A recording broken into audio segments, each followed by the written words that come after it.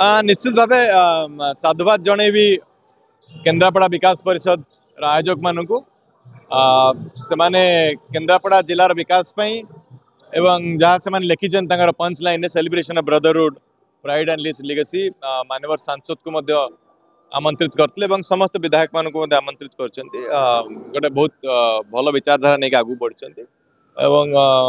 आशा जे जेहेतु यही विकास परिषद रे अनेक बुद्धिजीवी मैंने अच्छा आम भर आलोचना है कि केन्द्रापड़ार विकास दिग को आम आगे नहीं पारिबा मोर एटा दृढ़ विश्वास अच्छे। पोटल पिठा को जीआई टैग मिलिया दरकार मु भाबुची ए कथा आम निश्चित भाव सरकार का रखिबू आशा करूँ जे पोटल पिठा को जीआई टैग मिल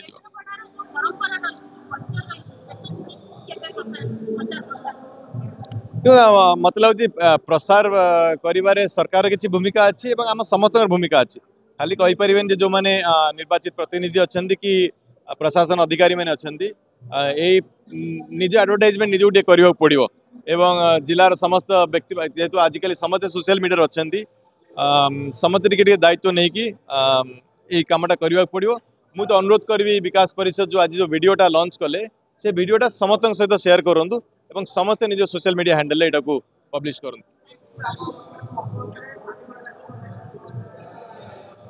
पर्टिकुलर मु व्यक्तिगत भाव मद को घृणा करे मु जानी अनेक परिवार अनेक लोक मैंने नष्ट हो जाती मुंडा ठीक रहिले मुंड ठीक काम करवा कि आगू कर निशा रही आप किसी करें यहाँ मोर व्यक्तिगत मत इतने मुझे चेष्टा करुच्ची खाली मद नहीं अन्य जो निशा कारबार सब आरंभ हो केन्द्रापड़ा आम शुणा पाचु आशा करुच्ची समस्ते सहयोग कले आम निशा निवारणटा कर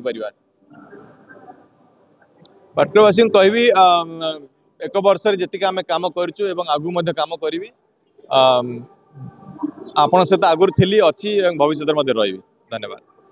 आमर आमर ए वर्षर थीम अच्छी पर्यटन विकास तारी ऊपर आमर स्वतंत्र स्मरणिका वर्ष प्रकाश पाई आमर जो डिमांड गुड़ा थिला द्वितीय पर्यायर केन्द्रापड़ा मेडिकल कॉलेज करा जाऊ आ श्री तुलसी क्षेत्र को श्रीक्षेत्र सांगे संजोग करने यात्रीवाही चलाचल हो आ तृतीय कथा थिला आमर बलदीजु महाप्रभुंकर भू संपत्तिर पुनरुद्धार हो सांसद आमर केतोटी दाबी को ग्रहण कले आज जमती आमर श्रीक्षेत्र को तुलसी क्षेत्र रेल चलाचल करने कहले ये दाबीटा यथार्थ दाबी और से दाबी को मध्य सी निज व्यक्तिगत उद्यम आगे कहले आउ गोटे कथा मेडिकल कॉलेज जो आम जो दाबी करूँ जेहेतु केन्द्रापड़ा हूँ गोटे ग्रामीण जिला कृषिभित्तिक जिला ये लोक मैंने स्वास्थ्य सेवार वंचित होती असमय से प्राणहानि होती से केन्द्रापड़ा अग्राधिकार भितर मेडिकल कॉलेज करने दाबी रखी से ग्रहण कले कहले सरकार सहित से आलोचना कर आगे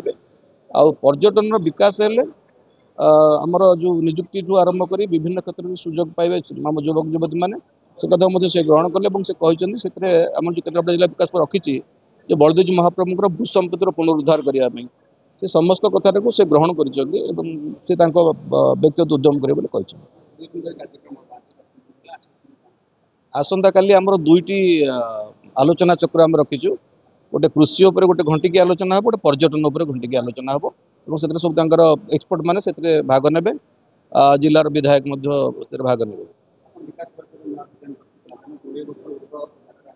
हाँ आम गत वर्ष गोटे विजन डॉक्यूमेंट आम करूँ समस्त को शेयर करूँ से विजन डॉक्यूमेंट भितर किसी कार्यक्रम आगे आम ये गोटे अवकाश आम बंधु मिलन अवसर में आम समस्त कथा आम भितर आलोचना करूँ आज आम सौभाग्य जे आमर जमती आमर गोटे कथा हो चंडीखोल रु पारादीप 8 लेन विशिष्ट रास्ता हो जो थे शिल्पायन कथाटा आसी एथर जो शिल्पायन जो अटकी जाइए महाकालपड़ा जो शिल्पायन कथा से कथा से महाकालपड़ा विधायक हूँ आम सांसद हूँ समस्ते सीरीयस अच्छा एपर्यंत आम किंतु शिल्पर शिल्प विहीन जिला हूँ केन्द्रापड़ा आम से भविष्य में आशा रखुचु जेहेतु से सकारात्मक भाव में नहीं भविष्य में आशा रखु आज पालन कर बहुत दिन करा धारावाहिक भाव सदा गमा पूर्णिम राखी पूर्णिम